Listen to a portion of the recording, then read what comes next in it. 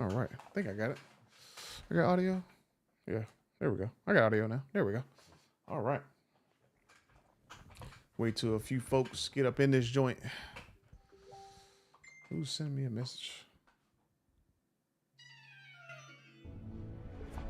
Watch world-class soccer live on a variety of That's networks interesting. all season long with YouTube TV. Try it.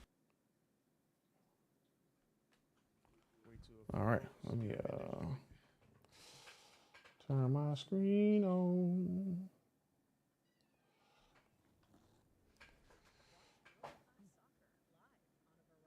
That's interesting. Where's my chat window at?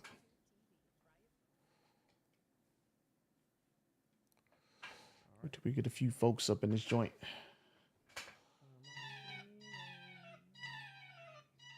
Wow. My son is texting me all kinds of crap.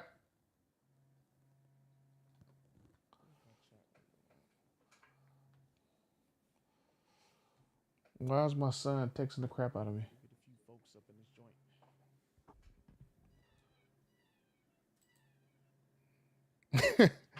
Oh, but yeah, what's going on, everybody? Let me I'm kind of in like a new area, as you can see. So I gotta kind of move everything over a little bit. Give me 1 second. 1 second. Let me pull up my daggone little chat tool. Why is my son repeatedly texting me? There we go, chat. Where's my chat box at? Where's my chat box at, baby?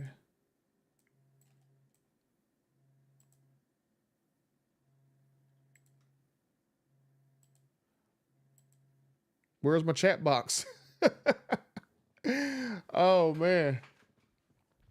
Hey, what's up, Rich? What's up, Jalen? Yeah, you finally made it on time. Mike leans, hey, I'm new here. Hey, what's up, Mike? I got a few interesting things to talk about. Jesus Christ. My son is nonstop calling me. Oh.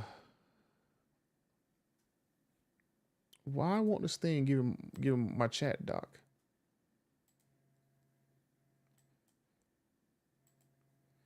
There goes that doc. Why can't I get my chat doc? Stupid. It won't give me my chat doc. I can get every other doc that I want, but I can't get my chat doc. Let me see if I can just.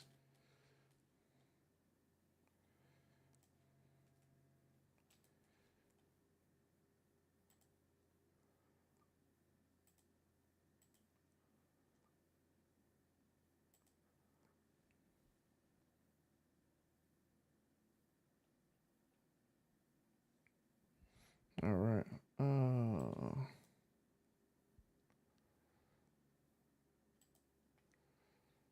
Okay, here we. Oh, okay. There we go. Now I can freaking see it. There we go. Now I can see. I had to turn a button off. But yeah, let me see if I can punch up the size so I can actually see it better.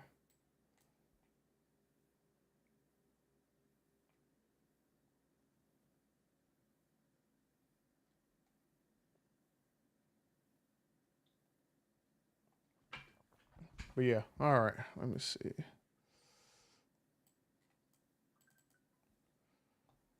Fudge. I went to my chat box again.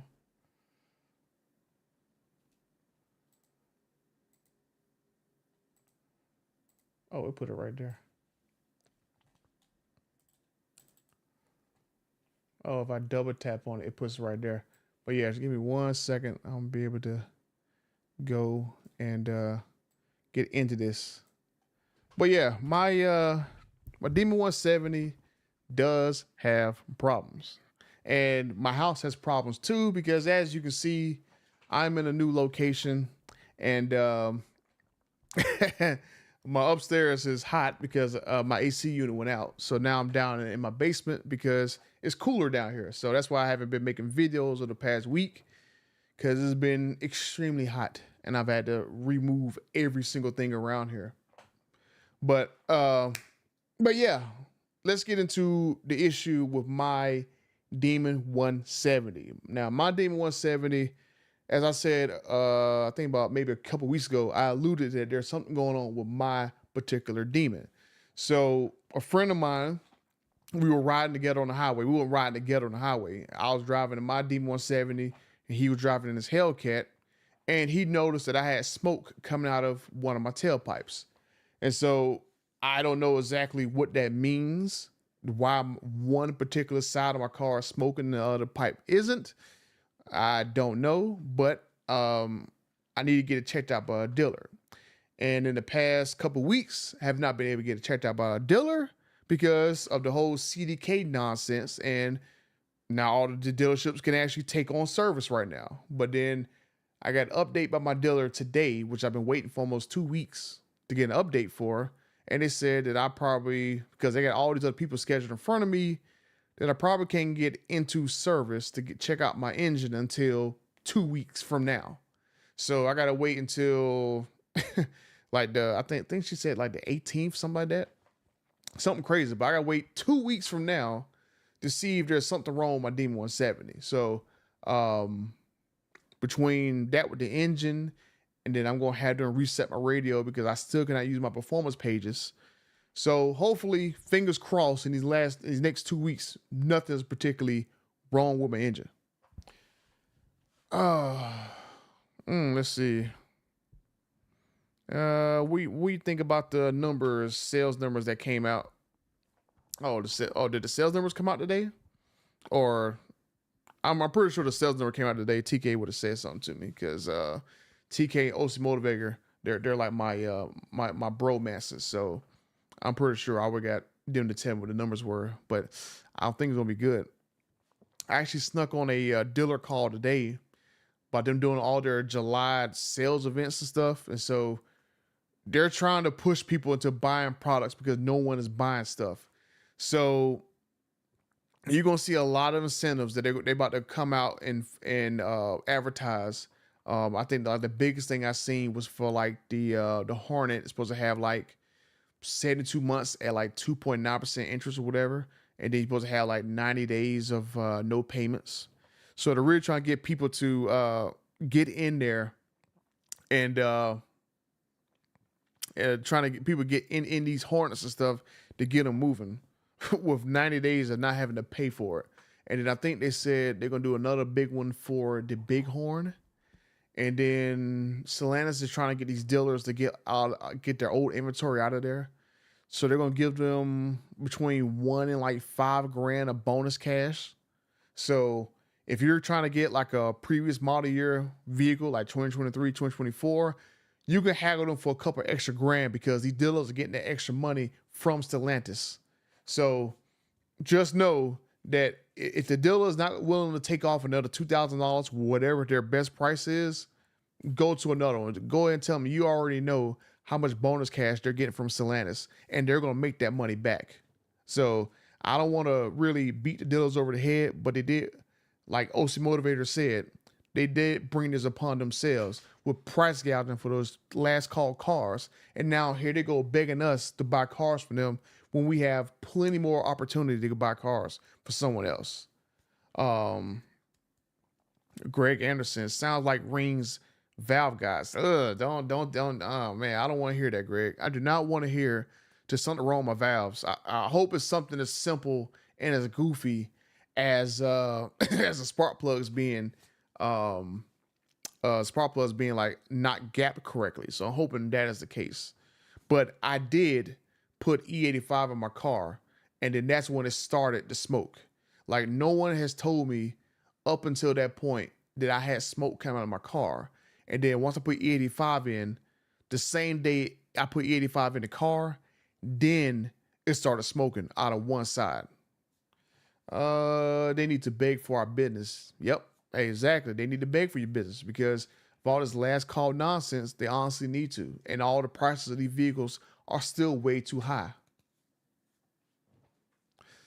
Smoke something give. Hey, yeah, Rich. Like I said, I don't know exactly what it is, but I can't find out until 2 weeks. So the car doesn't feel any different. I'm just being told that it smokes. Like going from 93 to E85, I didn't feel a difference. It's like it feels like the exact same car at 900 horsepower to 1,025 horsepower. So I didn't notice that like, oh my God, I got E85 in the car. Ooh, ah. I never noticed that. It feels exactly the same to me. Improper plug gapping would not cause smoke. Yeah. I mean, maybe it's the E85 I put in there. Maybe that's causing the smoke. I don't know. We'll see. I knew the last call was a scam. Well, I mean, we'll see if they put a V8 in another car. Let's see. Rich, I hope they take care of you. Yeah, I hope they do so too. Hey, what's up, electric guitar player? Thank you for the $2. Trust me, I need it, especially if I gotta kind of, especially if I gotta kind of come out of my pocket a little bit for this smoky engine, if you know what I mean. Selling my 2022 jailbreak red eye for a 28K profit was the best thing I ever did. Good riddance to the brotherhood. More like Dodge bends their customers over the hood. Hey, if you was able to make that much profit off of your jailbreak red eye, hey, I would have sold mine too. Trust me. But hey, another thing. Hold on. E85 increases cylinder pressure again. Something in the valve train. Yeah. So hopefully in 2 weeks, Greg, I'll figure out exactly what's going on with my particular engine. Like I never noticed anything funny about mine. It was a fast car. I never took it on the drag strip, but hey. E85, increased cylinder pressure, boom, there you go. Something happening. I don't have any, and the crazy thing is I don't have any check engine lights. So that's like a mystery to me. Why I don't have any check engine lights, no codes, no nothing. My car has never thrown a check engine light. The only thing I've had before this started smoking was the fact that I could not use performance pages. I touched the button performance pages and it can be 20, 30 minutes and it'll never load. I was a final call dude, final scam dude myself. Hey, I got a D170, so I guess I'm a last call scam person myself. Have you talked to Racer X? Well, Greg, I don't think Racer X likes me particularly much, especially when I know friends of his that said he doesn't like me particularly much. So I'll probably never have a conversation with Racer X directly. I did have a conversation with him publicly on the was it the Hellcat forum or the Hellcat.org forum? I know one of those Hellcat forums, everybody was having a conversation about Racer X blowing his engine and stuff. And he came and kind of attacked me. And I was like, dude, like I didn't even attack you like that, dude. Like you got all these other guys saying all the stuff about you not, breaking your engine in and not knowing what you're doing and blah, blah, blah. I'm going like, dude, like I didn't say none of that stuff. So he kind of, I guess, chilled and got out of his feelings or whatever. So, but ever since then, he still never has talked to me or reach out to me or whatever. So you'll probably never see me have a conversation with Racer X because, like I said, I know people who know him, and apparently he doesn't like me too much. So it is what it is. I'm not everybody's friend, but I mean, I hold no grudges against anybody. I mean, I've helped out people who I know has talked about me on the forums or in the or like the Facebook groups, and I still help them out. So it doesn't matter to me. So I mean, if you want to reach out to me, cool. So, but yeah, traded my Hellcat for a Kia Stinger. Hey, Mike. Hey, I actually like Kia Stingers. I think the guy who designed the Kia Stinger, he came from Audi and went over to Kia, and the Stinger was like the first car he designed. Like one of my favorite cars is like the Audi RS7. I always loved that car, and I think that after he helped design that daggone car, he went over to Kia, and the Stinger is basically like a budget version of the Audi like A7, S7, RS7. Like I always loved that one car. Like that's the only Audi car I think I'll ever buy is a freaking like a RS7. I love that car. And then when he went to Kia and basically made like a budget RS7 into the Stinger, I was like, damn, I went to test drove one. I was like, man, this is a cool car, but you know, it's not like I can make YouTube content on it or whatever. And then when it first came out, you didn't really have that much aftermarket support. So I love the Stinker. I think that was an awesome car. Um, and if I ever got YouTube rich, I would buy like an RS7 because I always wanted that car. I think I wanted that car ever since like 2014, 2015 when they first came out. Oh man. Let's see. Cool. Cool. Nick's. Hey, I mean, hey, let's say I ain't got no grudge against Racer X. I mean, I did have that one video that was pretty hilarious. Like the most popular video on my channel was the one where I basically called Racer X out, and that's like the video I got the most views on. So I don't think Racer X liked me before that video, and he dang sure doesn't like me after that video because like let me see where that video is at right now. I know that video has like the most views I've ever gotten in a video. Like I don't know, is it because I went head to head with Racer X in that video? But it's like by far, like by far, that's like my most popular video I think I have on my channel.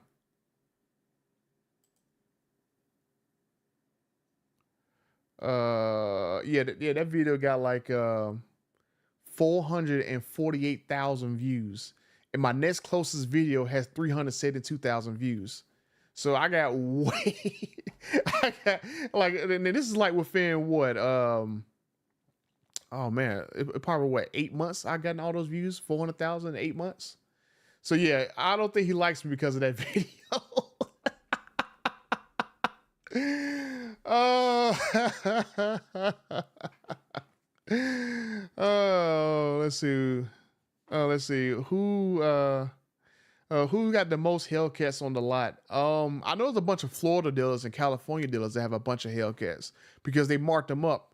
And then a buddy of mine told me that one of the dealerships that we made videos on about them scamming somebody out of Demon 170, they went back and did the same nonsense they did before, where instead of this time of them baiting and switching, they put a disclaimer on there that, hey, you got to qualify for all these incentives, yada, yada, yada.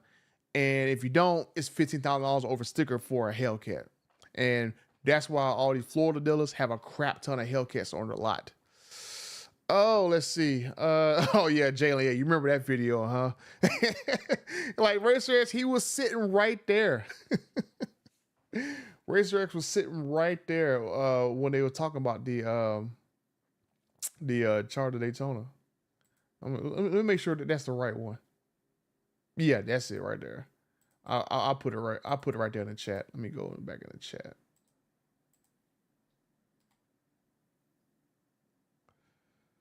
Well, you know, let me. Can I comment? Do I gotta go all the way down to comment? How can I comment on my own stream? Because I don't want to put it in the chat and it disappears. That's one thing that sucks. Well, I can't comment on my own stream, but I'll put it right here. But yeah, that was the video. That's like my most popular video when I was picking on Racer X. I wasn't necessarily picking on him, but he did make a video discounting everything that I said in one of my videos. So it was only fair that, you know, I retaliated. And, you know, I did it in a playful manner. It wasn't like I just called him an idiot or whatever. I just playfully reminded him that, hey, you know, you was right there when they were talking about this car. So I'm like, but yeah, it's fine. What's going on, Eric Tate? Hey, Mike. So Mike, what happened in that video, long story short, was I basically called out times where Racer X was basically right there when Dodge was basically talking about the car and put an Easter egg right there in front of him. And so that's basically what happened. So if you want to watch it, all you gotta do is go search for my most popular video, and it has over 400,000 views. It's basically the video where I got Tim Knissis on it touching the engine, and it says new V8. So you can go watch that, and you can see exactly, like as soon as it comes on, Racer X picture is right on there. My boy has an AMG Hey, Rich, I don't have an AMG. Like I had a Mercedes-Benz Sprinter van, but I never owned a Mercedes-Benz. But so I'm not like I said, I'm not that rich yet. Like I'm barely getting by now with a D170 and a Z06. So hopefully I get a little bit bigger. Then I could, branch out to a third car, but we'll see. But I did talk to someone today, and I'm going to be helping a charity group do some events. So I should be seeing you guys at events pretty soon, hopefully. But I'm gonna wait until they actually kind of get some more people on board, and then I'll let you guys know about it. Razor X squats with the peas. Nah, Razor X is cool. I mean, he gives a lot of the official answers that Dodge gives, and I give all the unofficial answers that they want to tell you, but they can't tell you because they have their little NDAs where they can't talk anything bad about the company. So, if you want to have the PC version of what Dodge tells you, he's a good source to go to. If you want to know what they're really thinking behind the scenes, I got all the tea, and I spill all the tea. Oh, let's see. They are going broke. They keep playing these games.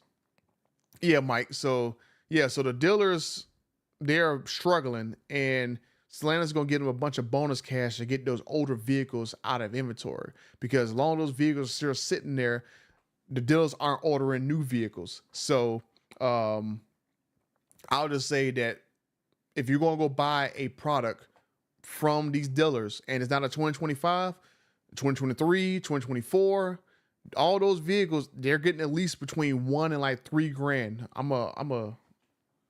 Let me see if I can pull that graphic up. Well, now I'll put a graphic up in a video. So I'll put up in a graphic to show you how much money the dealerships are getting, and if they're not willing to take that money off, don't buy it. Go somewhere else. Who will? Oh, let's see. Racer sensitive. Nah, Jalen. He all right. Like I say, I hold no grudges against nobody, because at the end of the day, there's plenty of room for everybody, and I respect everybody. All I want to do is be respected, and so it doesn't look good on me to not respect somebody else when I want people to respect me. So it's all good. That depends on the time it happened. He did lose his mother. Yeah, I mean, no, this is before that. I knew he didn't like me before that video happened, and I definitely think he doesn't like me after that video happened. So yeah. Okay, you good. It's just the brand that overall lost a little passion in it. Yeah, so yeah, Mike. So the group I talked to today, they basically want to kind of bring some passion back into Dodge. And so basically when that gets up and rolling, then I'll talk about it, and then hopefully we'll get some more positive videos, because I really don't like making negative videos, but when I'm getting bombarded every single day with negative stuff, I mean, I can't help but not make content about it. I mean, what's positive going on with Chrysler, Dodge, Jeep, Ram right now? Nothing is positive. I mean, you got people whose wiring harnesses come loose in their Grand Wagoneers, and TK did the video where the person truck just brakes just lock up on them at like 20 miles an hour, and just and come to a stop. So it's a lot of crap going on, and it's nothing really positive to talk about at the moment. So that's why a lot of my videos have got negative, which I don't really like. I don't really like doing negative stuff. I like doing stuff where I go behind the scenes to kind of figure out what exactly really is happening. And a lot of stuff I'm figuring out what's happening is a lot of negative stuff. Oh, let's see. Oh, yeah. Hey, Gray Ghost. Yeah, I got 5K off my Super B. And I hate you, man, because that was one car that I had on my list that I was like, dang, I would love to have it. That's the only Charger I would ever buy, is that daggone Super B, that plum purple Super B. I think that car is so perfect.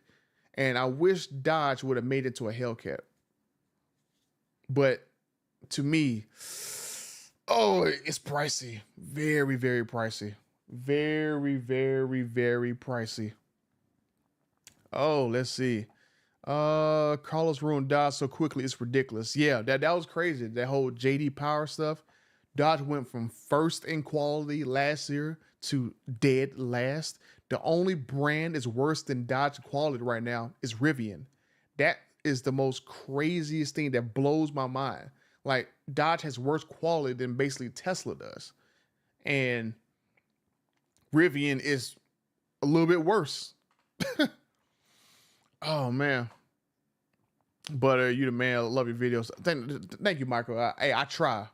So I'm gonna definitely try to get more out there. That's why I wanted to basically do live stream, so to kind of get you guys up to speed some things, because I think that's what I might do.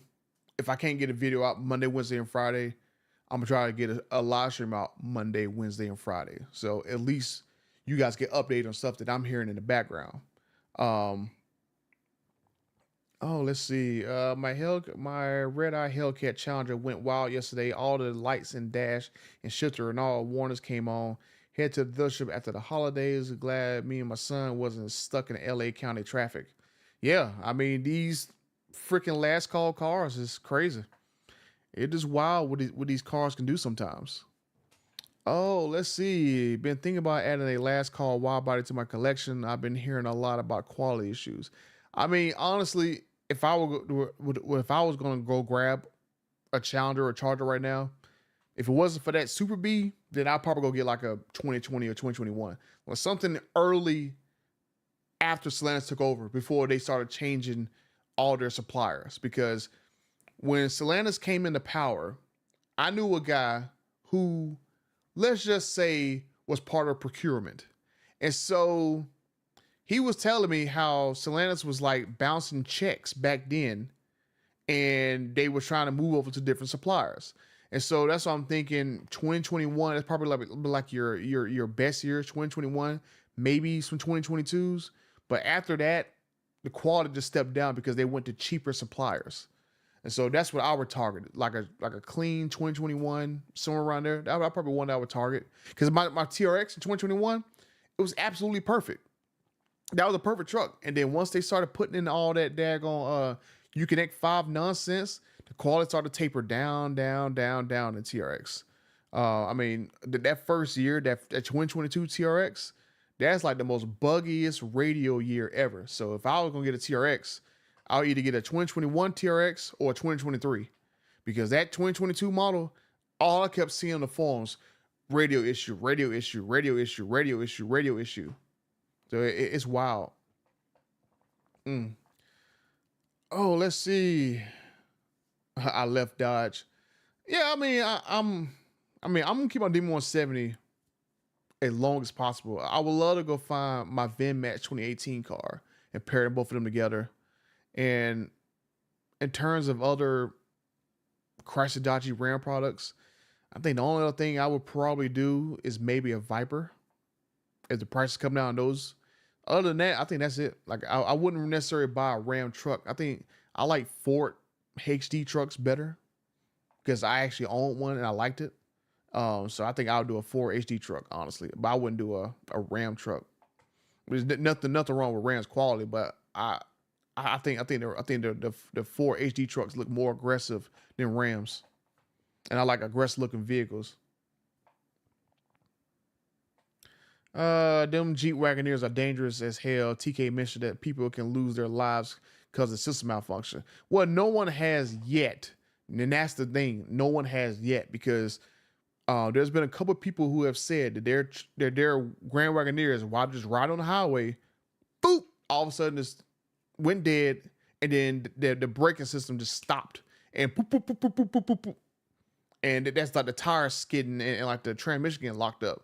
And so that's like a developing issue, because the UAW has told Stellantis for years that there's a problem with those wire harnesses. Because you guys saw my one video where the UAW employees, they were saying that, hey, we reported this to Stellantis years ago. We had a documentation to prove to this, that we were talking about these wire harnesses months ago, especially for the Ram 1500 trucks, the 2025s.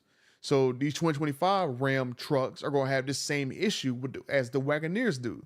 And the UAW has proof that they told Stellantis about this months ago, and they still have not fixed it. And so I think I read someone's comment where they were saying that these wire harnesses are made in Europe or something like that. So they probably done made these wire harnesses in a cheap plant rather than here in America, and they turned to crap. Oh man. So yeah, it's gonna be very interesting. My other friend I don't know. My other friend I didn't know, but he purchased a Demon 170 a month ago, and he put 1,000 miles on it and found out he has a cracked engine block. What? Hey Eric, if you can have him send me a message, I would love to hear about that story. A cracked engine block. Wow. I gotta see that. My nephew has a CTSV. I pulled out my 57 Fairlane, and we have a car show in my driveway.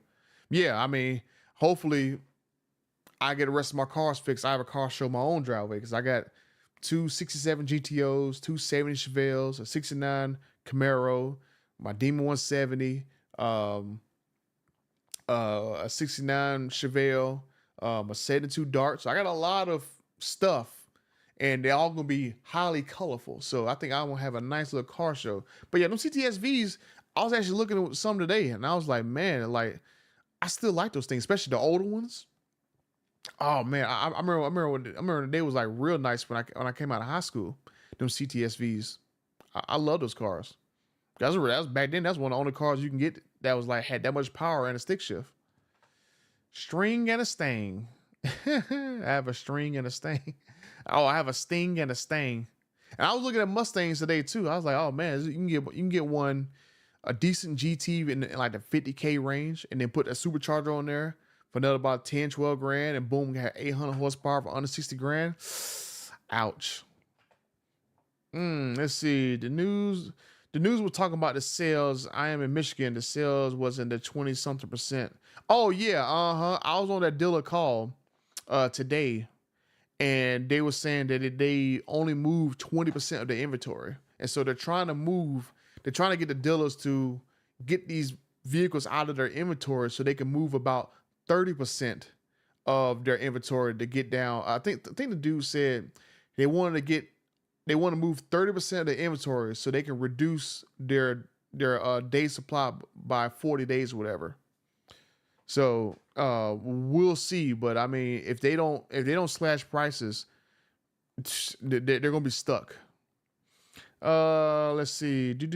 No problems with my 2023 TRX. Hey, that's what I'm saying. I would if I didn't get a 2021, I would get a 23 TRX. I think those are like the two best years for it. GT350R. Oh yeah. A buddy of mine actually has a GT500. They said I can get, but I'm too broke to get it right now. So hopefully I save some money and I get that car too. There's a lot of nice cars I want to have, but I'm way too broke to get them. The prices went up for the tech to trackers. We paid for them to trackers. Give me a 70 Mopar. Well, I mean, hell, shoot, all those current Mopars got all that AT&T telematics stuff in there, and they still jack the prices up. I mean, to me personally, they jack the prices up because they want to pay for all that EV stuff that's going to backfire in their face. Oh, let's see. Let's see. Once these electric chargers hit the lot of the dealerships, they are not going to sell. Yeah. Yeah, but I don't. Yeah, I don't see the electric ones charging first. Like they definitely did it backwards. They definitely should have did the electric charger second and do the inline six chargers first. Now, I understand why they did the inline sixes second because they're having problems with that Hurricane engine. From what I've been hearing, apparently they were blowing head gaskets or something. But that's probably why you shouldn't be running 20 some pounds of boost in a tiny engine that's already high sprung. So that's why I heard that they're developing a 700 horsepower variant because the 550 horsepower variant can't take boost. So that's why I was saying, guys, like that 500 horsepower version, you're not gonna be able to tune it up. They know you're not gonna be able to tune it up. That's why they're putting a transmission in there that only is good with like 500 pounds of torque. They basically put the same transmission in these Hurricane high output trucks, the same one that you'll find like the Wrangler 392. So that's why you're not gonna be able to turn the boost up on those things. They can't take the power. So that's why I heard from actually a good reliable source they're making a 700 horsepower specific version of the Hurricane. So we'll see. Let's see. I enjoy your investigator approach to your videos. You tell it like it is, whereas other YouTube influencers appear to toe the company line. We used to call such folks company men. Good work. Well, William, the thing is, I have like I said, I will say that I would give people Dodgers official answers at times, especially like when it came to the 149 controversy, where Tim Knissis gave me all the information about we did not say that the car could go over 200 miles an hour. That was some other article that was accidentally linked on Dodge Garage. Or like, I got the answers for some of the issues with the Demon 170 where like they was like, well, it's not 12 inches blown. It's actually like we have like these engines right here, these are blown, and exactly why each engine was blown or are getting checked out. These two guys, they're hold on, let me go look at his text message, because I'll tell you exactly what he told me in the text message, since that video is out and everybody.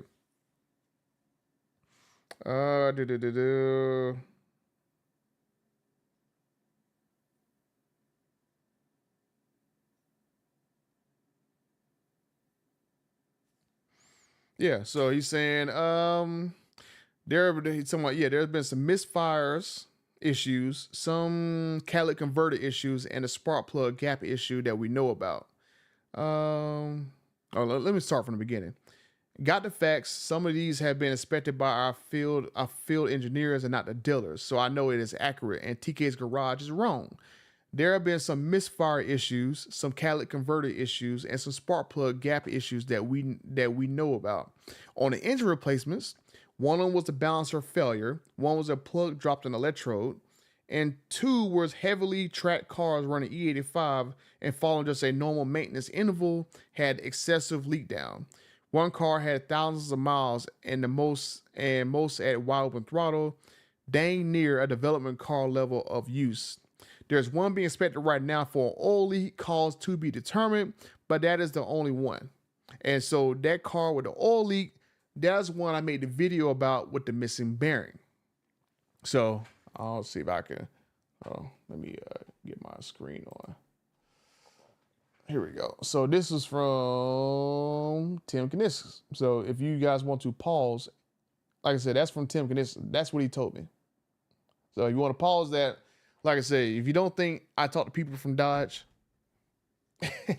there was the proof right there. I'm not gonna give you Tim's phone number, but you can see that basically I get information from Dodge and I will relay them in videos. So while I give behind the scenes information about stuff, I will give Dodge's official answer as well. So you can kind of think of me as someone who will give you both answers. Oh, let's see. Your videos are great. Keep it coming. I'm trying. I got my new setup, so now I'm able to make more videos. Let's see. I had a lot of Mopars growing up. I had my mom saving the Cuda. Ooh, golly. Dang. That's one car I'd love to have is an actual Cuda. My buddy Timmy has 14 classic muscle cars. His garage is full. Oh, yeah. Oh, man. That's crazy. Butter, do you like the Blackwing? Oh, yeah. Oh, I love the Cadillac cars. I love the Cadillac cars. I think they're freaking awesome. It's just that, like I said, I'm broke as crap. Like, if I could get a Cadillac Blackwing, I would get one of those cars. I think they're awesome. I got a lot of high horsepower, good taste. Did you see Uncle Tony's video about the missing Demon 170 Baron? Oh, yeah, John. I did see that video about the Baron. And so I'm just going to say that no one has the full story exactly how this engine basically was running like it did, right? I mean, you would think that if it was missing the Baron, there'd be some piston slap and all this other stuff. But all I have is what the tech is telling me and the owner is telling me. The owner tell me he didn't notice anything wrong with the car. And then the tech's telling him, hey, yeah, your car's missing the bearing. Here goes a picture for it. And then they can't necessarily give me the service paperwork because the damn CDK nonsense knocked down their computer systems. So all I have is an email from the dealership saying that, hey, yeah, this was the cause that the bearing was missing in the engine. Now, whether that bearing got deteriorated, like it cracked under the pressure because it got E85 in the car, who knows? But All I know is the car was leaking. They replaced the rear main seal. The thing still was leaking. They, from what I was told from Dodge, they would never work on a short block. Like if there's something wrong with a short block, they're going to just replace it out, figure out what's wrong with it, and go from there. And so I'm going like, why in the world is the dealer ordering crankshaft and bearings and freaking the main caps? Like, why is he working on his engine? And it kind of made sense because a couple weeks before that crap, the one of my power broker buddies, he was telling me that Dodge had pulled out of the computer, they pulled D170 engines out of the crate engines. So I'm thinking that Dodge is having so many cars with broken engines that they had to pull all the crate engines out of their inventory to go to cars that are busting their daggone blocks or cracking their blocks or throwing pistons or whatever out of the block. So that's why I'm thinking Dodge had to resort now to actually working on the short blocks because they don't have any engines. And so, like I said, I was getting updates about this car since April, because when I showed you that text message, the one at the very bottom where it says one was in for leaking, that was the car that I'm talking about now. So back in April, that car started leaking, and then I think in May, their owner reached out to me again and said, "Hey, yeah, they replaced the rear main seal in the car, but it's still leaking." And then I think he told me a few weeks after that, "Oh yeah, the they're gonna order a crankshaft and the main caps and all this other stuff, and hopefully that'll fix the issue," because they don't know whether or not I don't know, maybe the block is out of spec, maybe not the block is out of spec, maybe the crankshaft's out of spec or something like that. Maybe that's why it's leaking.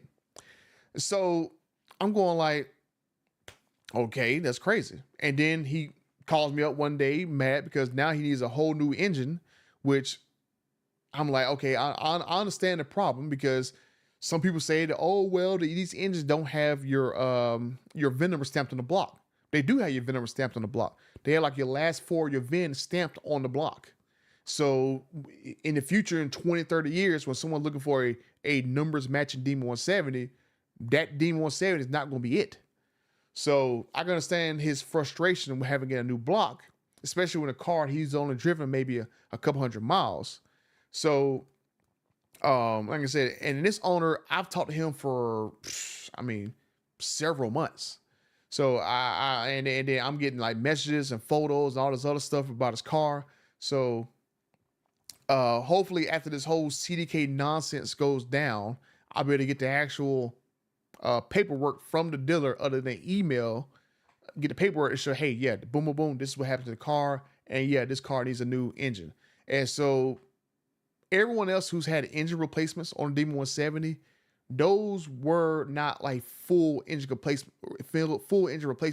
Those were basically long blocks, and they basically had to take the blower off the other car, put it on that car, and then boom, put it back in the car, boom, you're done. His particular engine replacement, they had to replace the entire engine. They basically replaced the block, the heads, the blower, everything, because they had to pull a crate engine. So it just crazy his situation. I'm actually going to check out. I'm actually going to send him a message at this live stream and see how his replacement is going. So I'm gonna check it back in with him, and then I know a lot of those guys on the forums and stuff. Somebody's not possible is impossible. I know Uncle Tony made his video about it. So I'm just gonna say that if I was lying, then Dodge would have contacted me about me lying, or would have told me, hey, this is not the case. Because I know for a fact that a lot of those Dodge executives, they watch all my videos because I leak stuff that they don't want leaked. And if I was wrong about that, they would have said something to me. And the new Dodge CEO, which I've been talking to since January, I've known about him before anybody else known him. He would have said something to me that, hey, yeah, this car did not have a missing bearing. Like you're dead wrong. And if I was wrong, I would make a video about it. Hey, I was wrong. And whatever the real reason is, I would make a video about it. but no one has told me that I'm wrong, and I haven't seen any evidence to say that I was wrong. So I'm just waiting. Whenever I get the actual service paper, hopefully this CDK nonsense only lasts for another week or two. Then I'll do an update video and actually put the paper on there. But because of the CDK nonsense and these people are locked out of their damn computers, I don't have the paperwork, which is the same reason why I can't go to my dealer and get my demon service because their computer's down. So it's freaking crazy. Oh, let's see. But yeah, that was like a long explanation about the Uncle Tony stuff. Manga said those 72 darts were fast. Yeah, so I was hopefully I'm going to basically put like a 392 in my brother's dart. That's my brother's car. So I want to put like a 392 in that car and kind of like retro it a little bit.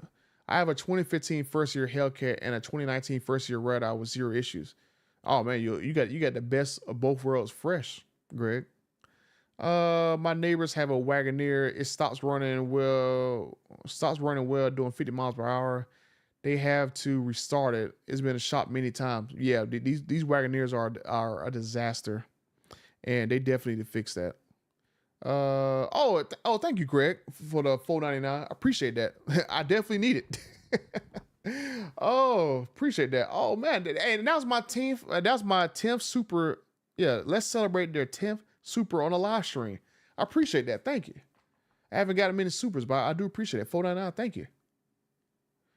Friend, I'll contact him because he is out of town. Oh yeah, thanks, Eric. Yeah, let me know about the guy with the cracked Demon 170 engine block. I would love to know about that particular situation because to me, something is definitely going on with these engines. I'm not saying every single one of them was like that. Maybe they had a bad batch of them or whatever, but hopefully my end goal hopefully is I want to make sure that everyone who has a Demon 170 that if these engines have suspect issues and they are documented because Dodge told everybody that they was blowing engines, I hope that Dodge offers all the Demon 170 owners like a free extended warranty for like, I don't know, 7-8 years to kind of be like alleviate some of people's concerns. Because I mean, a lot of people publicly will say all the stuff to me about, oh, I'm lying, I'm bringing the value down. But in the background, some of those are the same people who ask me to help them out with things. So don't always believe all these loud voices disseminating all the crap that I'm saying, because some of them are the same guys who want me to help them out in the background. Oh, let's see. When I'm done buying new cars, I keep what I have. If I want to drive a refinery, I drive the 57. I want to go fast, take it to Shelby out, or steal my boy's AMG. Yeah, hey Rich, like my buddy, like I said, I want to get that GT500. He bought that car like last year. It's like a white one. And I think he got the track package on it. So I would love to go buy that car for him. So hopefully all my new future endeavors will allow me to get that car for him. And I'll finally have a Mustang in the stable. You need to do a video on your collection. Yeah, I want to get some other stuff done before I actually, have videos of everything. So I need to basically like, I want to buy another camera for one thing. The camera I'm using now is actually my my high quality camera. So I want to buy a camera maybe a little bit lower than this and then use this high quality camera to leave on my gimbal so I can go around to events. And that way I'm going to keep taking stuff apart and stuff. So I'm going to hopefully get that done pretty soon. Oh, let's see. Anyone here know where I can get a nice 69 Charger RT? Oh, that'd be interesting to find. Plug gap can close smoke with a okay. Plug gap can cause smoke with a misfire. I mean, hopefully, I'm hoping that's as simple as it is. Let's see. Yes, this is all true. The new twin turbo Hurricane 600 engines are blowing up and having major problems with head gaskets, camshafts, oil pump failure, and crankshaft snapping in half. Yeah, Eric. So I mean, that's part of the reason why I think that Dodge pulled it from Roadkill Nights last year, because they were going to give it to those influencers and it probably was an issue with it. And so I think they're still blowing head gases. One thing that engine is is under so much pressure.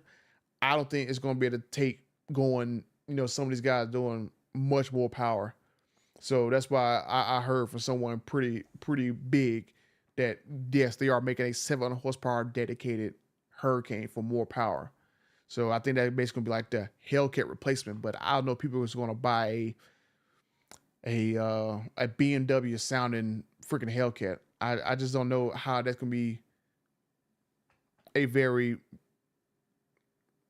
thoughtful package when people can keep an old classic Hellcat and without having to worry about a warranty, they can just throw 1,000 horsepower at their 2022 or 2021 Hellcat and boom, and sound way better than the new car.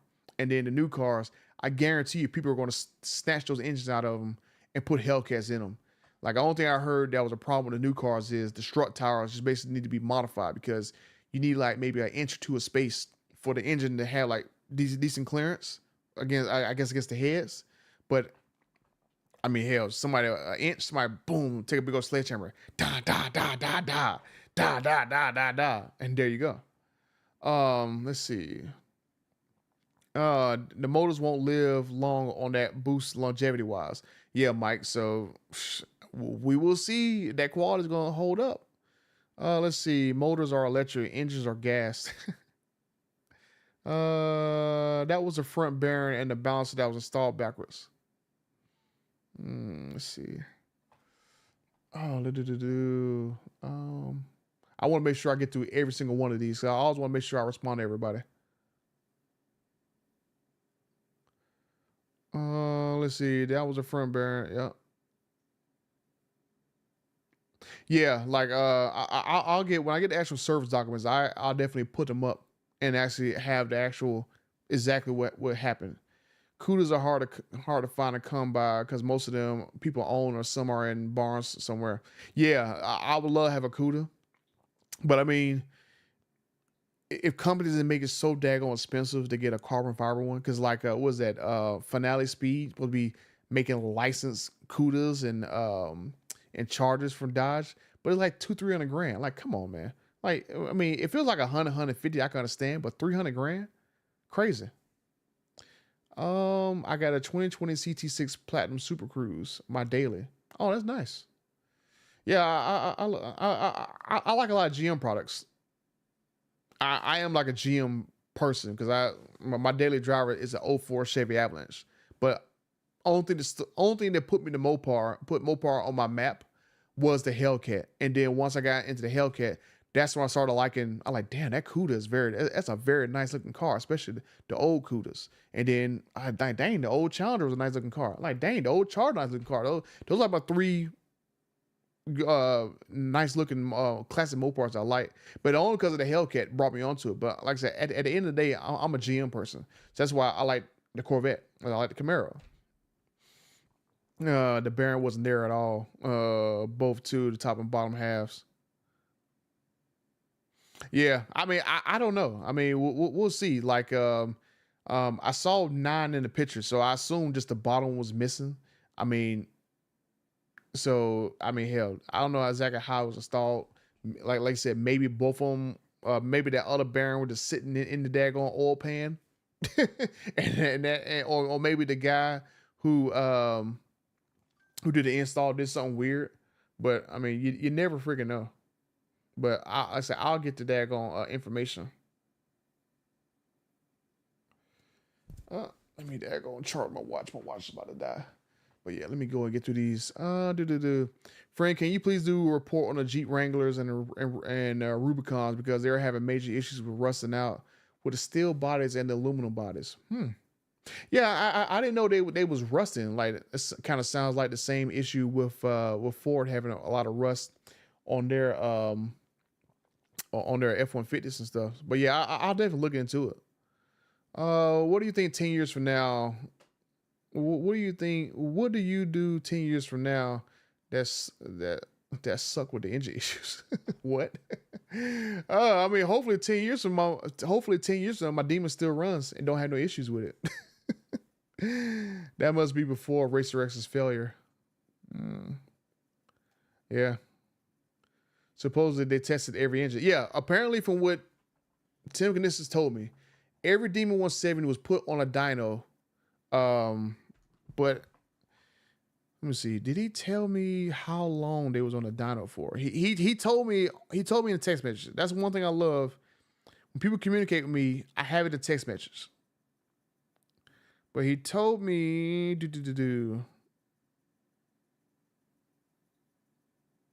Oh, let me just go search. I know he specifically said dyno. Here we go. Okay. By the way, every demon engine is on a dyno for 42 minutes before it goes to a car.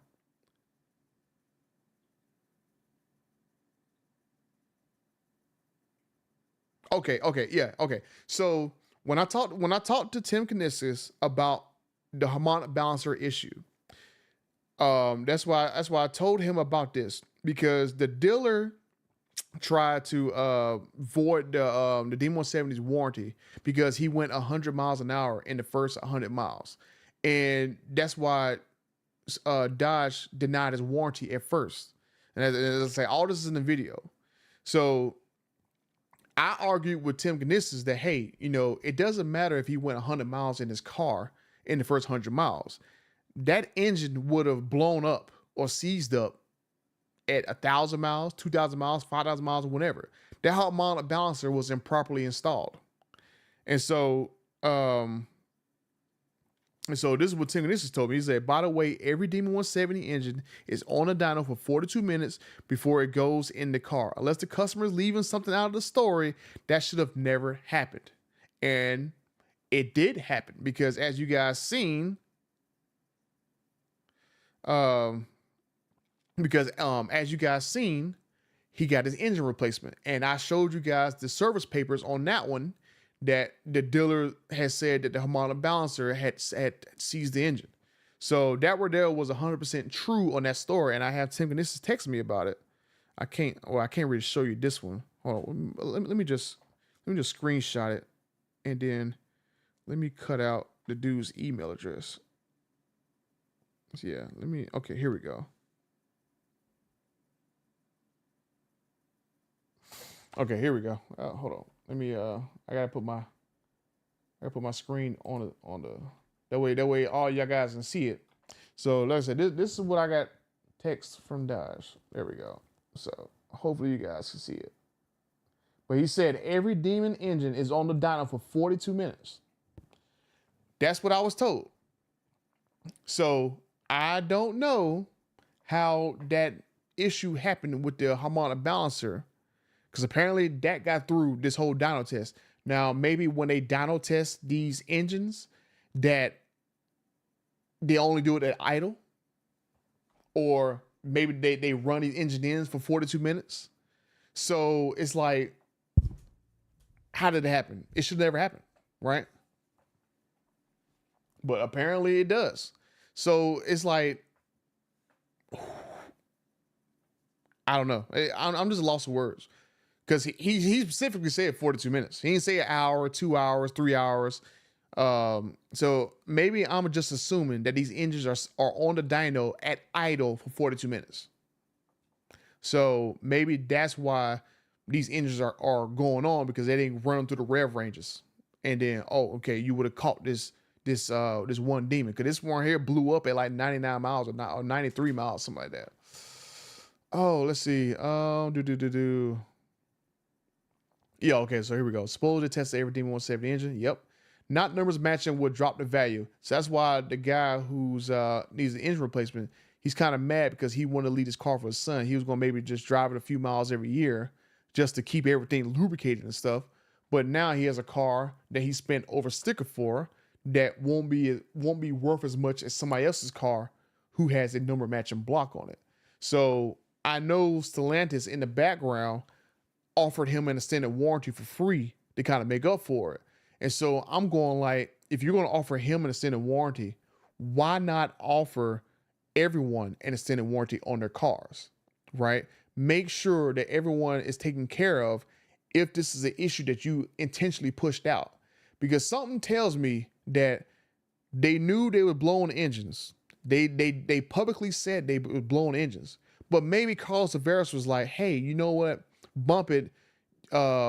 Just get the engine out of there. And if they blow up, we'll just use a few spares. Not everybody's going to drive it, right? So maybe that was the case. So hopefully I'm gonna try to have a conversation with them like, hey, maybe you guys should just offer, maybe Dodge, you guys should offer everybody an extended warranty. Extended warranty for the D170 for extended like maybe 8 years, 10 years, whatever. That way, you know, especially for engines, just extend the warranty for the engine. If someone keeps the engine stock for that long, just warranty it if it comes back. So hopefully. Not no. Okay, blah blah blah.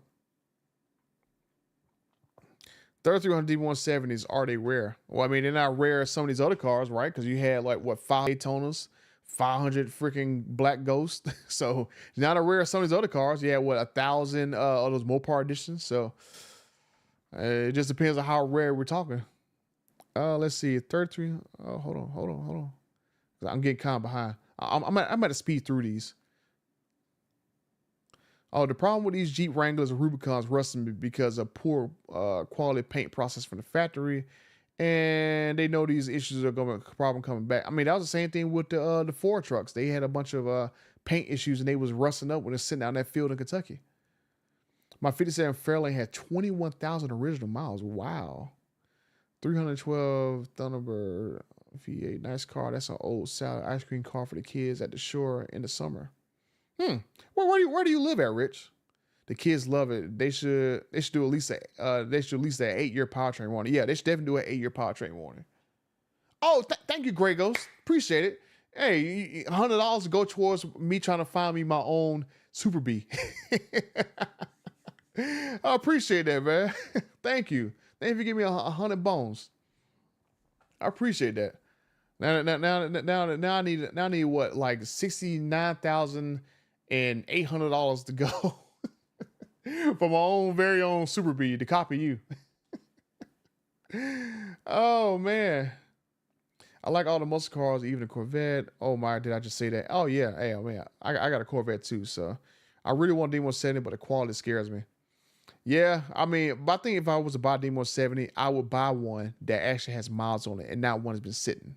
Because I would hate to have a sitting one and there's an engine problem with it. Like I think if I was to go to buy a D170 right now that was used, I would buy one with a few thousand miles on it. I wanted a super stock Challenger.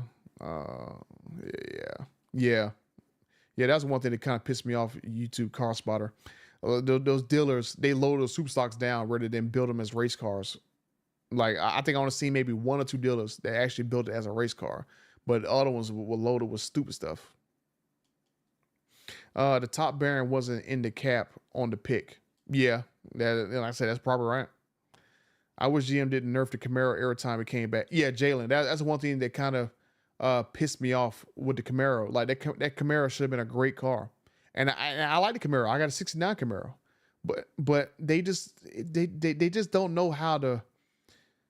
Like GM and Dodge had the same problem. They don't know how to make 2 cars separate from one another other than nerfing them, right? I mean, you had the Camaro and the Corvette where, I mean, honestly, they should have made the Z01 faster than like a regular C8 Stingray Corvette, but they didn't want to do it. I mean, that engine from the Z01 Corvette back in 2019, that should have been in the Z01 Camaro the next year. Like, come on, man. They could have made limited numbers. They could have made maybe 500 to 1,000 Z01s Camaros every year with that same engine from the Z01 Corvette from 2019. And they could have milked it. The dealers could have made a ton of money after that car. But nope, they didn't want to they want to make the Corvette, basically be the end all be all. And then you had with the Hellcat and the Viper. The Hellcat basically just made the Viper irrelevant, but Dodge never wanted to put the money in to make the Viper faster. But I mean, come on, man. It's supposed to be your Halo car. Like the Viper will be an awesome car right now, especially against a C8 Corvette. Especially like a V10, 800 to 1,000 horsepower. Like and it is smoking Lamborghinis and Corvettes right now. That'd be awesome. We bought our daughter a 2015 Camaro convertible for graduation. The blind spots are horrible. Yeah, that's the one thing I hate about the Camaro. The damn door to me is like right here on my eye line. And the only Camaro I think I would ever buy, especially a late model Camaro, is a convertible, so I ain't gotta have all them blind spots behind me. But I think I would buy like a Z01 Camaro convertible. I think that's the only Camaro I would buy.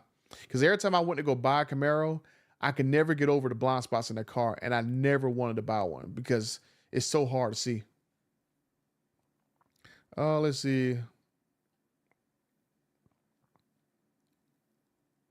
Let's see. The balancer installed backwards should have pissed out oil. No pressure against the front seal. Well, I mean, I don't think that the balancer was installed backwards. I think it was just installed like probably like a little bit off or whatever, and it was throwing the balance off in the daggone crankshaft because it only lasts like 90 some miles, and then boop, there you go, done. So once the guy went basically 100 miles an hour, he was like, oh man, like he heard a whole bunch of crap with his car, and I think he said the next time he turned his car on, it just died on him like instantly or whatever. And I want to say, I think he said he had some fluids come out of his car. So maybe that was oil that came out of his car. The struggles are real. Let's see.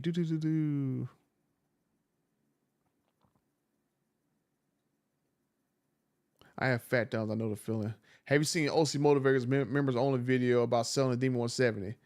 I haven't seen his video, John, but I'm pretty sure all I gotta do is ask him exactly what happened because me and him and TK, we're all in a private group. So really anything that they make videos on, I kind of have like advanced knowledge of what it is because we all bounce ideas off each other and bounce knowledge off each other. So that's why you see like even though I'm not making videos, I give them so much information that they got videos to make. So main thing about me is I just want everyone to be informed about stuff. I really hate that American investor that's a car and truck person needs to rescue the whole company. Well, I mean, I'm hearing rumblings that maybe a couple of people who left Stellantis may be trying to steal Dodge. So hopefully that's the case, but we'll see.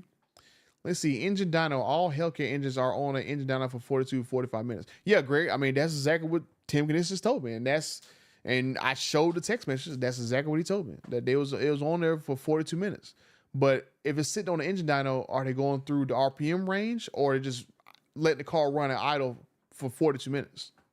So, I mean, who knows? It didn't necessarily say that, yeah, we put on the engine dyno for 42 minutes and it's running through the rev range. Let's see. I love to be the original owner of a Demon 170 and have my name on the window sticker. Yeah, like I'm the original owner of my Demon 170 and my name is not on my window sticker. So I did finally get mine. Like on my build sheet, my name is on the order that I ordered the car, but my window sticker, my name is not on my actual window sticker because my car is a very odd case that it was built and then it was held for me. And then they put my name on the bill sheet. So I had to go pay the $12K price increase. But when I got my window sticker, when I got my car, my window sticker didn't come with the car because it didn't go through that final step of the plant to get the window sticker. So I never got one. And so I asked Tim Knissis, I actually texted Tim Knissis like 2 days before his last day in office. And then just last week, I got a big envelope. Here goes the envelope right here. Here goes the envelope right here. I get this big envelope like last week, and then my window sticker's in there. So I immediately took that window sticker to go get it laminated, and I had a daggone antenna to sign my window sticker on the back of it. So I got a nice. I got a nice gift from Tim Knissis, one of the last things that he did before he left office. So like literally like 2 days before it was his final day, like his final day was like like a Friday. I texted him Wednesday. The next thing I know, a couple weeks later, boom, I got my window sticker with his signature on it. Let's see. I did get a 8 year, 60,000 mile extended warranty on my Shelby. It was $18 extra, well worth it. Oh yeah, peace of mind. Yeah, that's definitely well worth it. I live just outside of Philly. Oh, okay, cool. Yeah. Okay, cool. You live just outside of Philly. Oh, awesome. I know a few guys that live in the area. Call me later. Oh yeah, I'll call you. I'll call you, Ghost. I'll call you. And like I'm still jealous that just you got that car. I don't know if I told you that was the only car that I would buy was a Charger what the daggone charter super be. Let's see. Simply, if you have a constant oil smoke come out of bank one, it's valve guys or rings. Best of luck. As far as Racer X, he's a Dodge simp licking boots to fix his junk. Nah, Scott. I mean, I would say that Dodge are going to make sure that influencers' cars are up and running because we are so publicly visible and we get so many eyeballs, right? So he got his engine so quick because another guy that I helped out, he had to wait 3 months to get his engine. And then next thing you know, Racer X's engine blows around the same time period he got his. And that's why Racer X got his engine so fast. But like if Racer X would have blew his engine in January, his car would have been down for 3 months because they was waiting for it. They was waiting to get blocks available. So I don't know exactly how they're getting blocks right now because I was told that the line that made the Hemis are down because they switched them over to make Hurricane engines. So I don't know whether they're going to a third-party company to make the blocks now because they dang sure don't have, was that supposed to be what, 5-7 years worth of inventory of parts to fix these cars.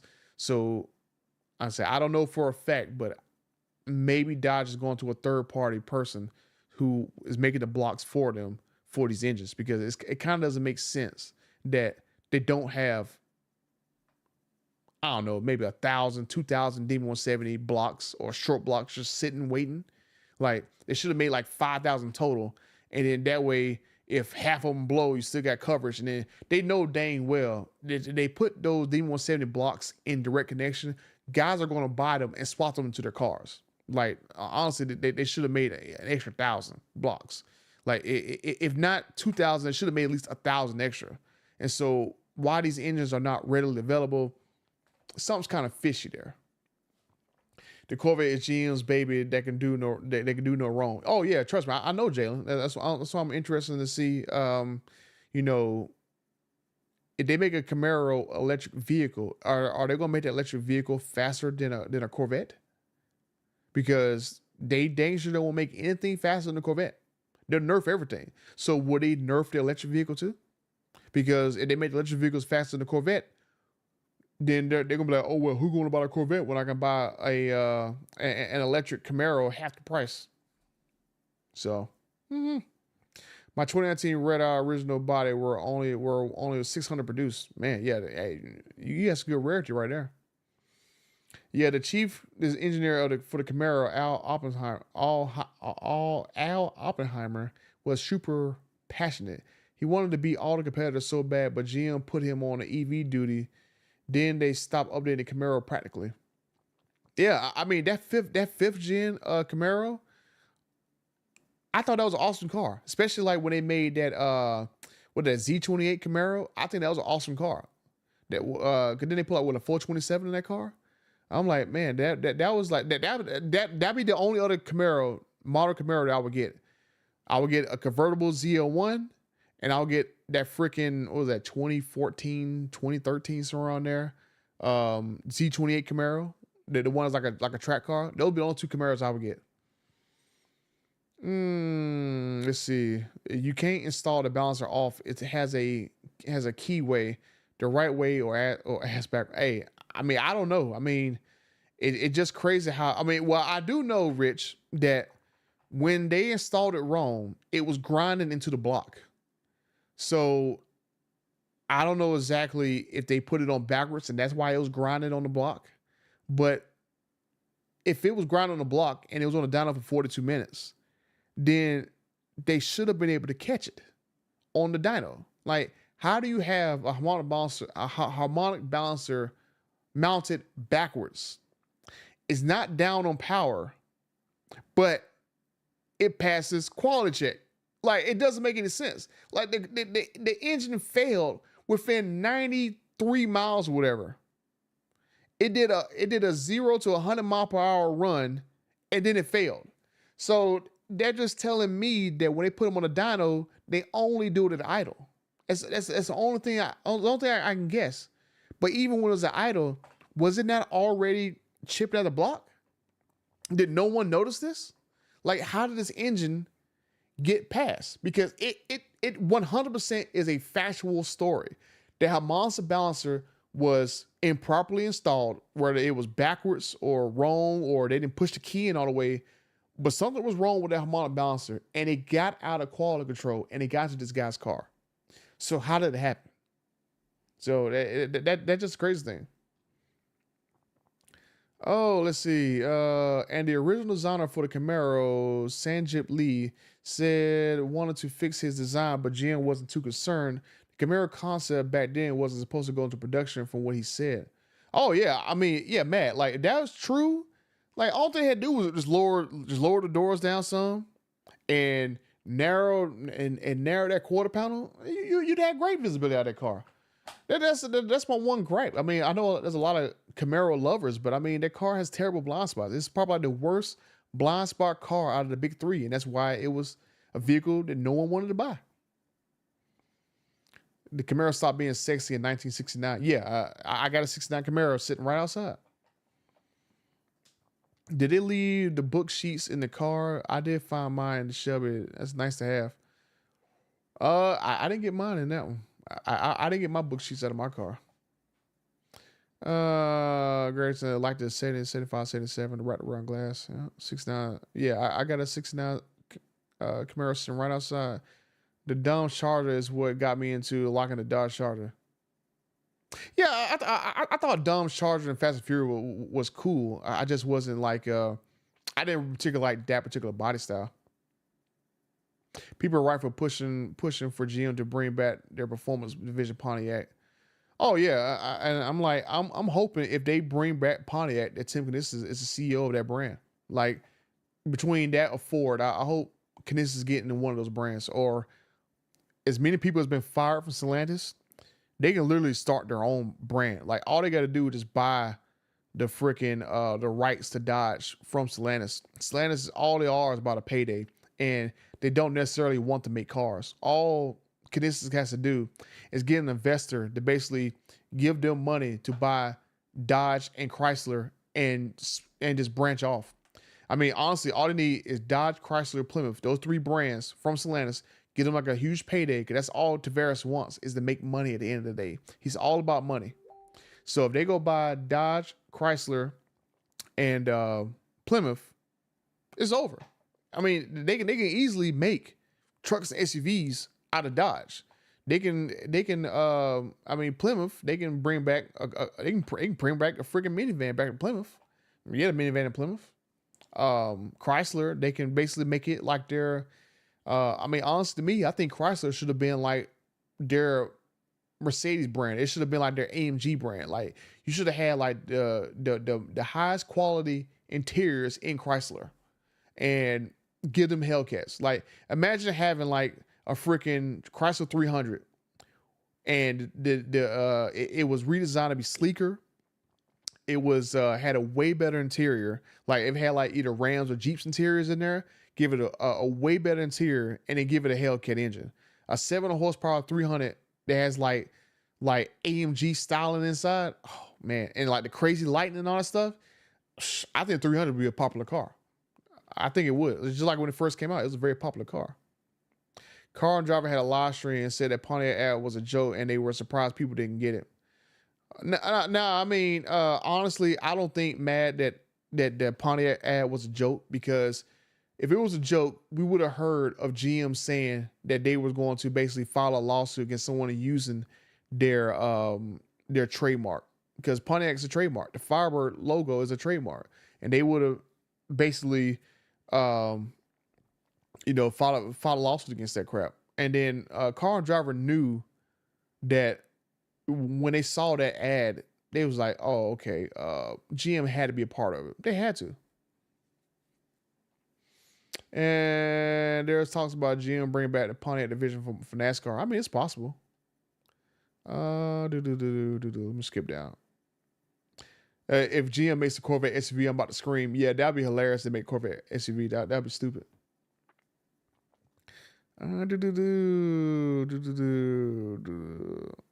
Oh, it was never on a dyno. Yeah, it possibly never was on a dyno.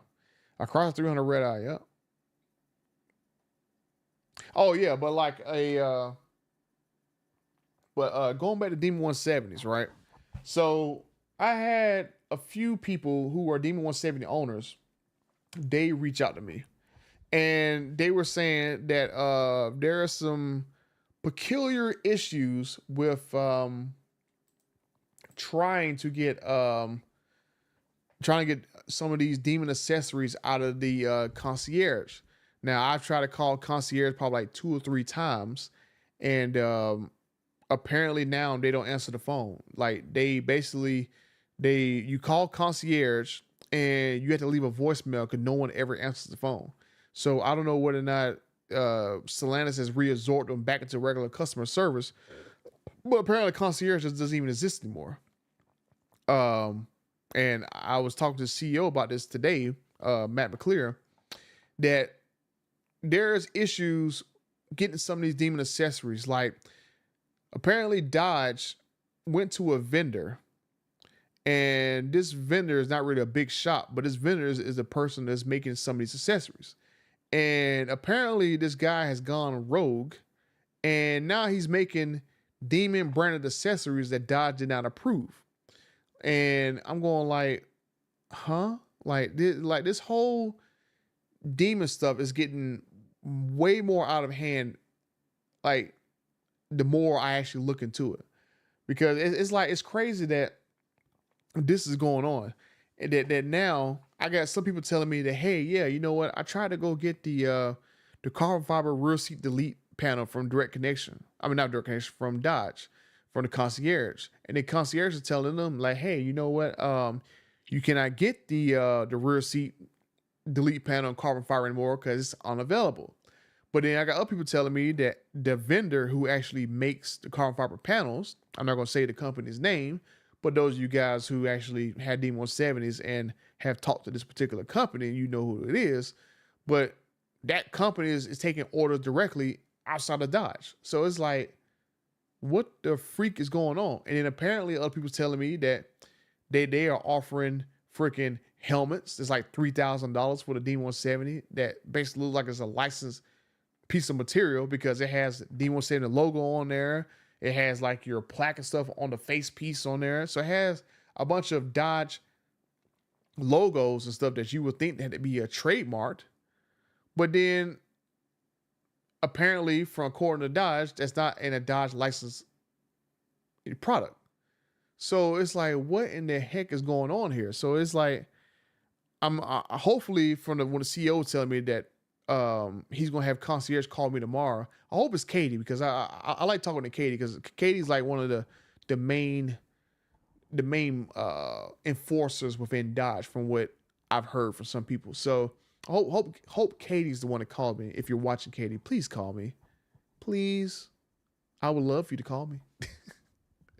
But anyway, it just the crazy thing is that we were supposed to have until September 6th to get all these products. But then I got people telling me that they can't order some of these products because it's out of stock.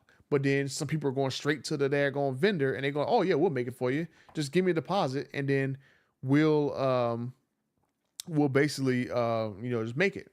But then the guy is making a helmet. It's like $3,000. And then he's making harnesses for the for the daggone I guess the roll bar or whatever. So I'm like, what in the crap is going on? So that's another story that I'm trying to figure out because I got a few things that I'm working on in the background that I can't necessarily make a video about yet, but I'm going to get there. So I'm gonna try to find out from Dodge tomorrow the stuff going on with the D170 accessories, and then I'm gonna try to contact the company directly that's making all these D170 parts. It's not licensed by Dodge, but has all these Dodge logos on there like it is licensed, kind of like a bait and switch. So I've already talked to Dodge about that crap, and they're gonna look into it because I got owners looking at me going like, "What the crap's going on with these products?" So I got that going on. Then, I can't really say what's wrong with my Demon 170 yet because I can't get to the dealership within 2 weeks. So I gotta wait 2 weeks to even have a talk about what exactly is wrong with my Demon 170, and hopefully it's nothing that requires me to have a new engine. Fingers crossed on that crap. And then I got a lot of stuff going on with the UAW, where their president may be corrupt as crap, and apparently the UAW had to go to like they had to do a meeting for like all that layoff crap in like Puerto Rico or something like that. I'm going like, huh? Like you had, what was that, Mark Stewart skipping meetings going to Mexico, and then you got like Rich Boyer and some of these other UAW people taking meetings in Puerto Rico or some island like that, some nonsense as part of the whole UAW stuff. I'm going like, huh? If Stellantis is in Michigan, why is y'all doing a UAW meeting in Puerto Rico? Like it's something crazy going on with the UAW. So I'm waiting for some UAW people who are very high up in the food chain to get back to me. Hopefully I have a conversation with them within the next week or two. So that's another thing I'm working on. And then I'm hearing rumblings from, especially talking with TK in the background about, you know, Dodge potentially getting sold off or bought off or whatever, getting bought off by another company. And then I see comments from people talking about there's like people in suits and ties going around some of these plants looking around. Like, it's like, is it really going to happen that Stellantis is going to sell off Dodge or sell off some of their powertrain plants?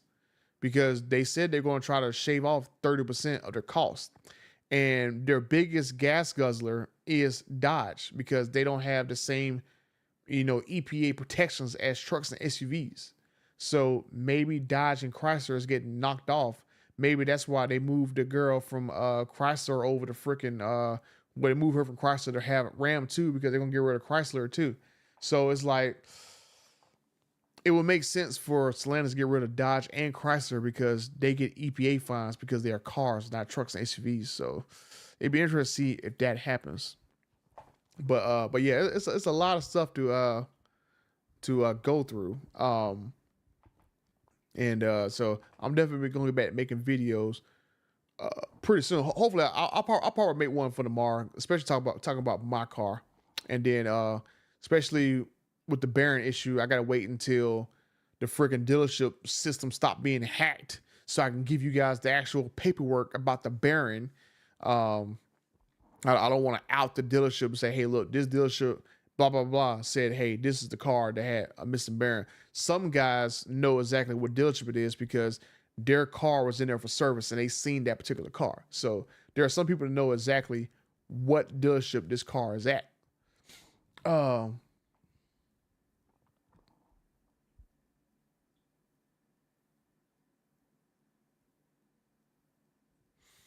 I was at my local Dodge dealership where I purchased my Challenger. It's a ghost town on a Saturday afternoon. I was the only person there. A sales manager said they don't sell anymore.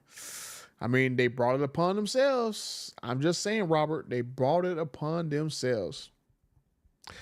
They brought it upon themselves. They shouldn't have damn try to go for this cash grab. But all I can say is they did that cash grab because they knew from that dealer meeting they had, last March, they knew from that dealership meeting that Dodge had nothing going for the next 5 years, or Stellantis in general.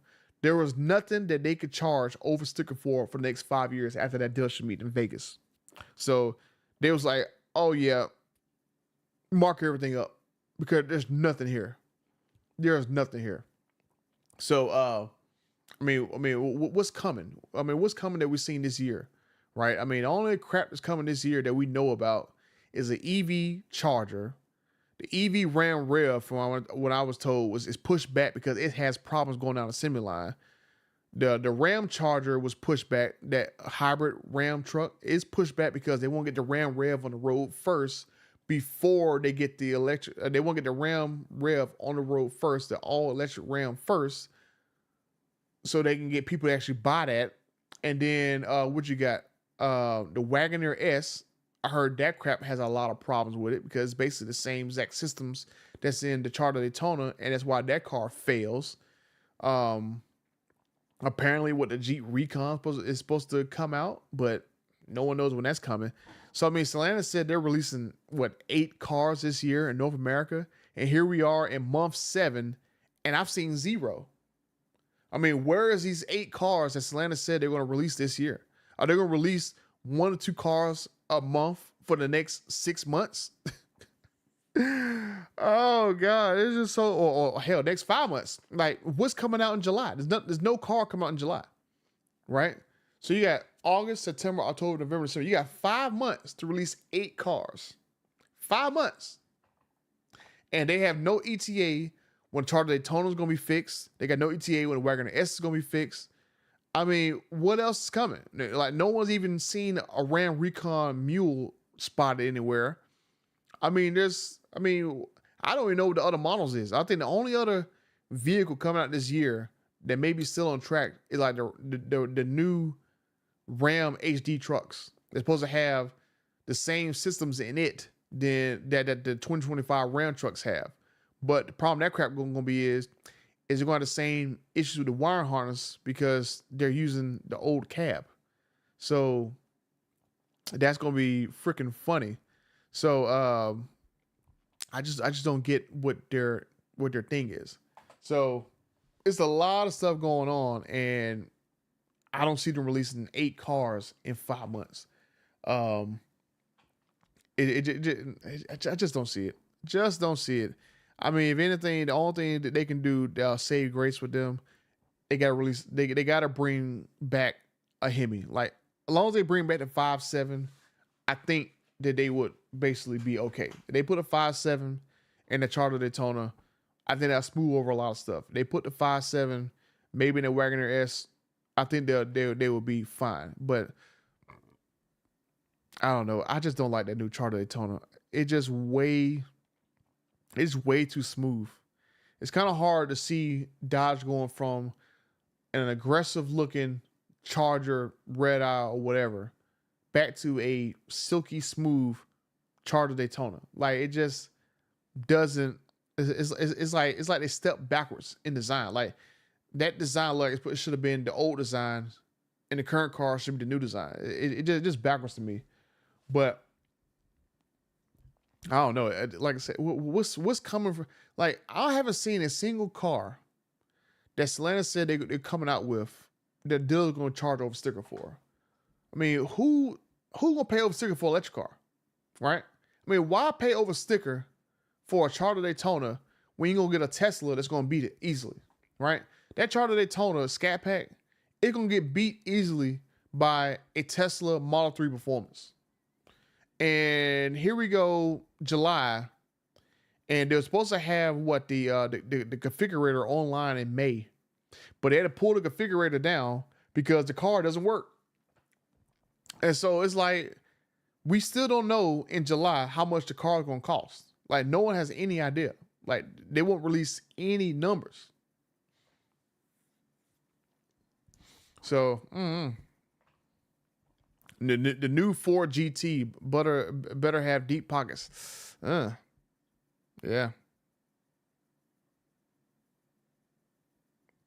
Yeah, Rich. Like,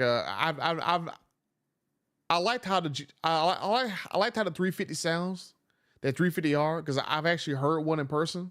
I never got a chance to drive one. I did drive a GT500 while I was in Florida a couple weeks ago. I drove like a Hertz Edition GT500, and that was an awesome car. So that was like, man, I really want to have me a GT500. And so a buddy of mine, he still has his GT500. It still got, I think, like 17 miles or whatever. He says I can have it when I come up with the money for it. So that's another thing I got to save. That's my problem now, is there's so many cars I want to buy that I got to save money for. I mean, one thing I need to do is I need to buy an HD truck, because I want to be able to go to events and tow my D170 or bring stuff with me. Because I got stuff I'm working on in the background while I want to give away like free products, cars, stuff like that. So I got a lot of stuff I'm working on in the background. That's another reason why it's taking me so long to make videos right now, because I'm trying to get all this other stuff started. Because once I'm able to get all this stuff started, I'll be able to get the ball rolling on getting maybe more products, more cars, whatever. So there's a lot of stuff I'm working on, and hopefully I'll have everything's maybe taken care of in the next month or two. But I know one big priority is I need an HD truck, and I definitely don't have the money to go buy me a F250. Well, if I buy an HD truck, it's gonna be an F-350. I like I like how the Ford trucks look more aggressive than the Dodge trucks. So, um, but you know, affording a $90,000 F-350 pickup truck when I already have like a $100,000 D170 and $160,000 Z06, that's pushing my limit. So it's like I dang sure can't afford to buy an HD truck unless I got rid of a car. That'd be the only reason. That'd be the only way I'll be able to afford an HD truck. Like I dang sure don't want to give up the Z06 because there's probably no way in the world I'm gonna find a 01 Corvette allocation because I cannot find a 01 allocation. Um, everywhere I look, there's this list on it. Dealers want money. Dealers want a ton of money on it. So it's like I'm probably never gonna find a 01 Corvette. Like I had to freaking hope somebody else get one and don't try to knock me on the head for it. So definitely gonna keep the Z06. And I just hope Corvette or not Corvette or Chevy doesn't make a limited number of them daggone cars. But yeah, it's just crazy. Order an HD truck in your spec. Yeah, I mean that's a problem, right? That's a problem. YouTube car spotter. Like I spec one on Ford's website, and it's like $95,000 to get me an F-350 Platinum. I want because I had a red F-250 Platinum, and I got a heck of a steal on that truck. I think that truck window sticker was like $89,000-$90,000. I got it for like 65. I caught it at a crazy deal. And then Ford was giving away these daggone Vincent daggone coupons where I think I got like $10,000 off too. So I had talked the dealer down from like 90 to like 80 something or like 7. Yeah, I talked down from 90 to 80. And then I think I talked him down again to like 85 or something like that. And then I talked him down again. Well, I didn't talk him down again. I showed up and I had a 10K Vincent thing that went down to like 75. And then I think I had I traded my Hellcat in, and I had like equity in that. So I had like so I went from 75 to like 67. So I had like freaking like what $8,000 of equity in my daggone my 2017 Hellcat. So I had a heck of a steal on that daggone F-250. So I and to get one new one now, I don't see nobody offering like a huge discount on an F-350 or whatever. So I definitely want to get a dually because one of my soul snatching buddies was like, hey, if you're gonna tow a trailer across country, you're gonna want a dually just in case you get a flat tire and you don't want to lose your damn trailer with your car in there. So I'm like, yeah, it makes sense, buddy. Makes sense. So F-350 it is. But $90,000, good gracious, man. Like even if I order a lower spec, it's still in the 70s, 80s. I'm like, golly. So it's crazy. Yeah, the Z06, yeah, it's fire. Yeah, it's fire, all right. It's fire in my pockets. Hopefully people that have the zero allocation in GM doesn't pull us Atlantis. Man, I guarantee people aren't getting in their cars by $50,000 over sticker. At least by 50 G's, I think. I think somebody be lucky to get it for 20K over sticker. Like, there's no way I would ever pay over sticker for any vehicle. I never pay over sticker for any vehicle. Like, it took me having to expose the dealership over the story with the soldier to get a D170. I can't tell you exactly what price I got it at, but I didn't pay over sticker for it. So you almost caught me on that one. I can't tell you how much I paid for it, but I didn't pay over sticker for it. But it took all that crap to get that car. If it wasn't for that situation happened with the soldier, I would have got a D170. So heck, maybe I'll have a I'd have a freaking Mustang by now. But hey, looking good. Hey, never know. I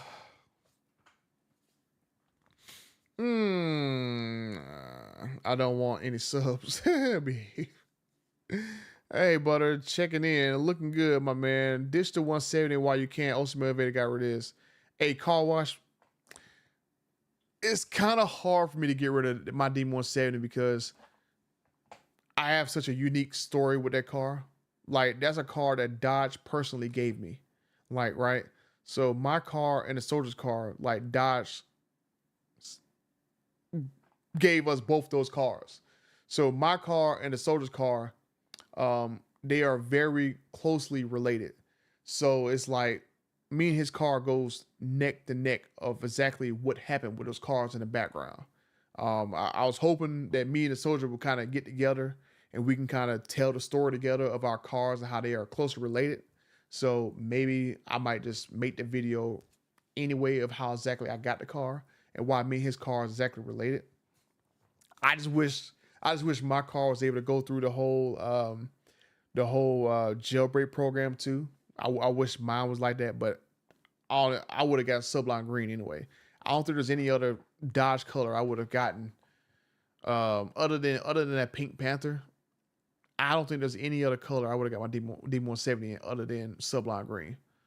Um, I can't think of it. Like, maybe like a Gold Rush, maybe like a Gold Rush Demon 170, or maybe like a yellow Demon 170 with some gold flake in it. I think that would be cool. Like I like bright colors, so if I didn't do Sublime, it had to be like another bright color that's in your face. So if it was Pink Panther, it would definitely be like maybe like a yellow or like a gold Demon 170. I think that would be the only other color I would have did if I was able to get into the jailbreak program.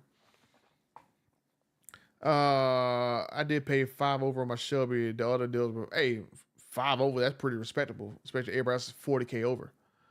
Did you get the Jay Leno car care products for the D170? Hey, John, I have not gotten any of my accessories for my D170 yet. I've been so busy with stuff in the background, I haven't even had a chance to even talk to concierge about it. So I talked to the Dodge CEO today, and he said I should expect a call tomorrow from concierge. And so when I talk to concierge tomorrow, I'm going to basically finally order my Demon 170 accessories like the Jay Leno stuff, the canner kit, and my vent thing. And I'm gonna have a conversation with them about what is going on with the Demon 170 accessories, because as I said earlier in the live stream, I got owners coming to me going like there's some shady stuff going on with them getting their accessories, because Dodge used a vendor to make the parts, but the vendor is going off and doing things on his own, especially making like his own parts with Dodge logo and stuff on there, like making like Demon branded freaking harnesses without Dodge permission, or going to make a Demon 170 helmet is like $3,000 without Dodge permission. But he's kind of like passing it off as this is being something that Dodge sponsored when they didn't do it.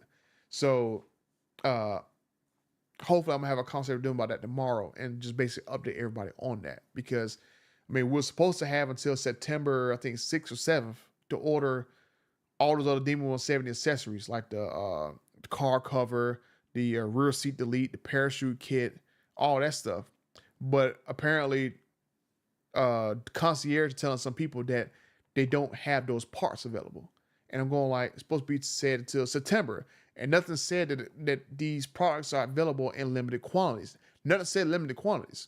So you should have till September 6th of this year to order those parts, which is what I'm banking on, because I don't want every part, but I do want the cage, the carbon fiber rear seat delete. I want the parachute kit, the parachute handle, probably the car cover.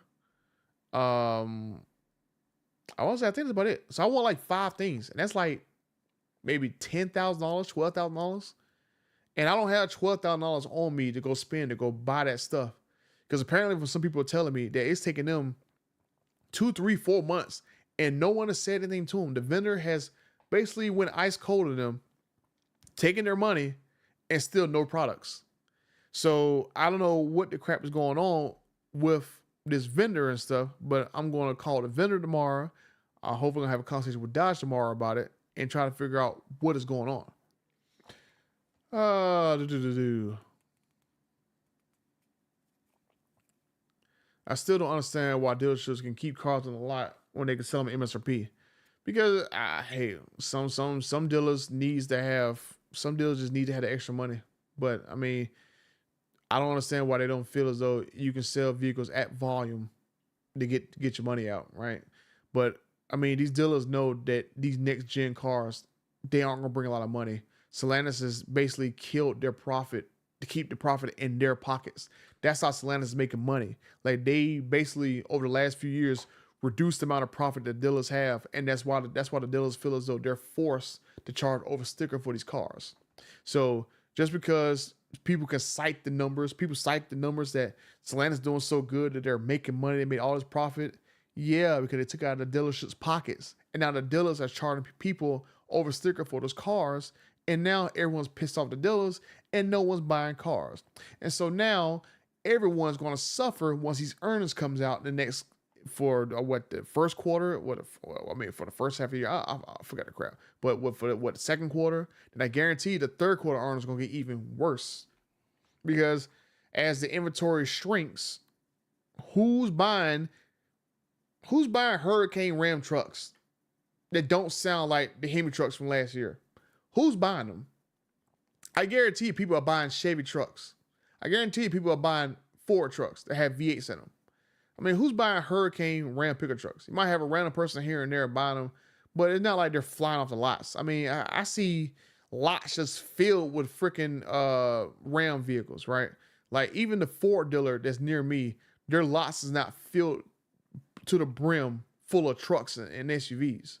Like they only have maybe 2 or 3 HD trucks because they can't keep on a dang old lot. I go to a Ram dealership, the damn lot got about 10 to 15 of them on there. So it's like,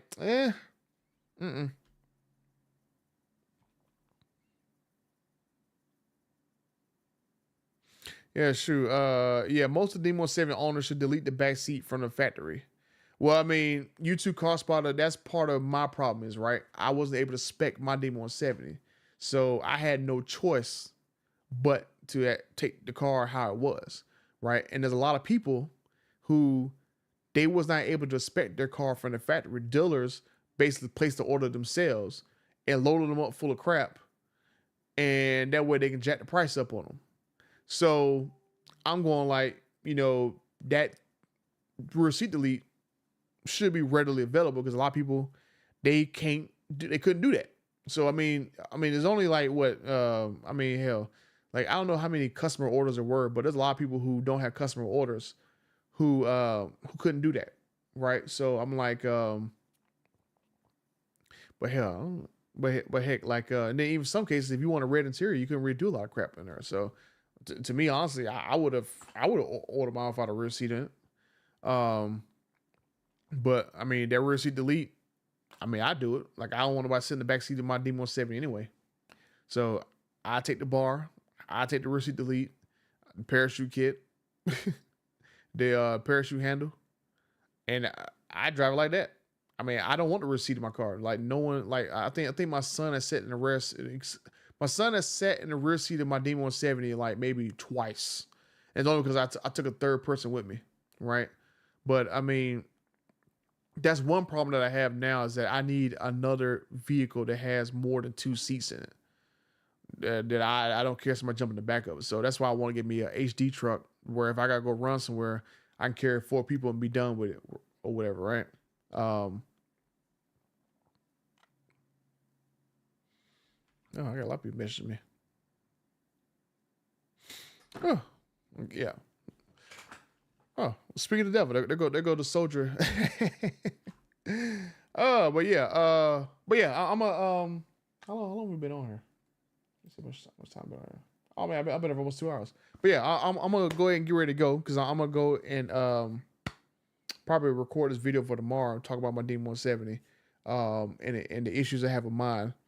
But yeah, like I got a lot of stuff I hope that's coming in the near future.